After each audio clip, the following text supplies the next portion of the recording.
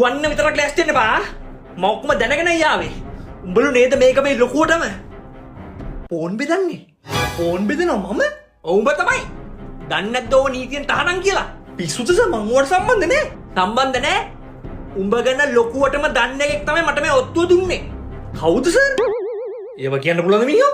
එහෙම නෙවෙයි සර් මට දැනගන්න ඕන කවුද මේ මං ගැන බොරු ප්‍රචාරය යවන්නේ කියලා. නෑ. අපි කවදාවත් අපිට ඔත්තු දෙන මිනිස්සුන් එහෙම එලි කරන්නේ නෑ. හරි කෙනා කියන්න බා. මට පොඩි හින්ට් එකක් දෙන්න. පොඩි හින්ට් එකක්. හින්ට් එකක්. හරි. ඔත්තුව දීපු කෙනා පෝක් විකුණනවා. පෝක්. පෝක්? උරුමස්? මේ ළඟ පාතකස්ස උරු කොටුවක් නෑනේ. ඒව දාලා නෑ. නැගපන් ජිප් එකට. පුතා ෆෝන් බලන්න ආවද? මෙයා තමයි බඩුව. උඹ ගහන්න පාවක ලොත්තු දුන්නේ ළමස කියලා මාට්ටු වෙනවා. පුතා ඔයාගේ ගෙදරට මම පෝක් 100ක් කැව්වා. ස්පූන්ස් ඕන නම් කියන්න. අයියෝ හරි අංකල් thank you ආ.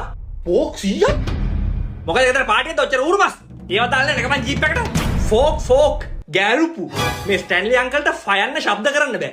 මේ මහත්තයා අපේ ගමේ ෆෝන් විකුණන අය හොයනවා. මම තමයි කිව්වේ අපේ ගමේ හොඳම ෆෝන් තියෙන උඹ ගාව කියලා. ෆෝන් දෙකක් දීලා යවන්න.